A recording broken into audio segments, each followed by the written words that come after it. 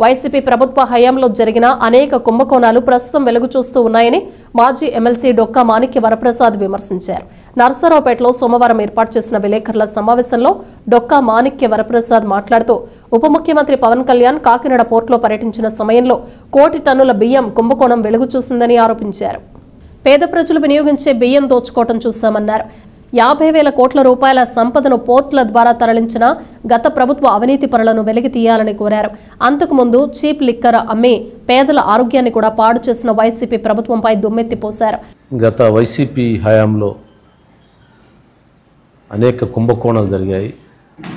ఆ కుంభకోణాలన్నిటి కూడా ఒక్కొక్కటి బయటకు వస్తూ ఉన్నాయి.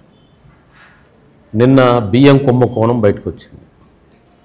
బియ్యం కుంభకోణం పవన్ కళ్యాణ్ గారు, నాదల్ మనోహర్ గారు వాళ్ళు కాకినాడ పోర్టును విజిట్ చేయటం, దాని ద్వారా 1 కోటి టన్నుల బియ్యం అక్రమంగా పేద ప్రజలు తినే బియ్యాన్ని వాళ్ళు అక్రమంగా తరలించి దోచుకున్న పరిస్థితిని, ఆ దోచుకోవడాన్ని మనం చూసాం.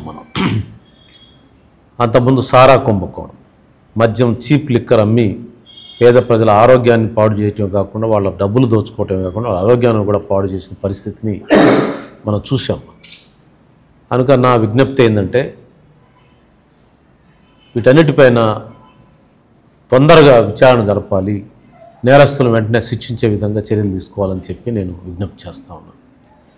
అదే సందర్భంగా నిన్న సెకీ ఒప్పందం, పవర్ ఒప్పందం అదానితో కలిసి అమెరికా కోర్టులో కూడా జగన్ గారి పేరు ప్రతిష్టలు మరి తెలిసిపోయాయి. ఎట్లా దోచుకుని 1750 కోట్లు ఏ విధంగా ఆయనకు చెల్లించింది, మన విదేశీయాల్లో కూడా మన పరువు పోవడం జరిగింది. అందువల్ల విదేశాల్లో మన పరువు పోవటం అంటే అది జాతికి అవమానంగా ఫీల్ అవ్వాల్సిన అవసరం ఉంది. నేను అందువల్ల సెకీ ఒప్పందంలో అంటే అదాని ఒప్పందంలో లేదా ఎలక్ట్రిసిటీ ఒప్పందాల్లో, విద్యుత్ ఒప్పందాల్లో 1750 కోట్లు మేము ఇచ్చామని చెప్పి ఆ కంపెనీ ద్వారా వచ్చాయని చెప్పి విదేశీ కోర్టులో, న్యూయార్క్ కోర్టులో ఛార్జ్షీట్లో ఉంది. కాబట్టి జగన్ గారి పేరు, కొంతమంది అధికారుల పేర్లు, కనుక అది దేశద్రోహం కింద ట్రీట్ చేసి ఆ ఎలక్ట్రిసిటీ ఒప్పందాన్ని, ఆ కేసును 1750 కోట్లని రికవరీ చేయాలి.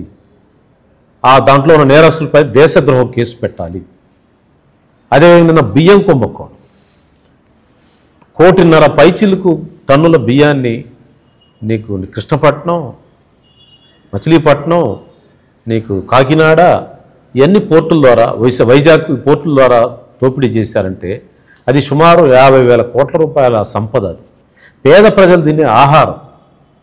జగన్మోహన్ రెడ్డి గారి టీము, వాళ్ళ బ్యాచ్ కనీసం దాన్ని కూడా వదిలిపెట్టరా, పేద ప్రజల ఆహారాన్ని కూడా వదిలిపెట్టరా, దాని మీద చర్యలు తీసుకుందా? భవిష్యత్తులో ఎవరైనా పేద ప్రజల యొక్క సంపదని, పేద ప్రజల యొక్క వాళ్ళకు పంచే స్కీముల్లో కూడా దొబ్బితే ఇంకా వాళ్ళని వదిలేస్తే ఇంకా మనకి ఏం విలువ ఉంటుంది చెప్పండి? చట్టానికి ఏం గౌరవం ఉంటుంది? అందువల్ల ఈ బియ్యం కుంభకోణంలో 50,000 కోట్ల ఉన్న తిన్న నేరస్తుల్ని పట్టుకోవాలి.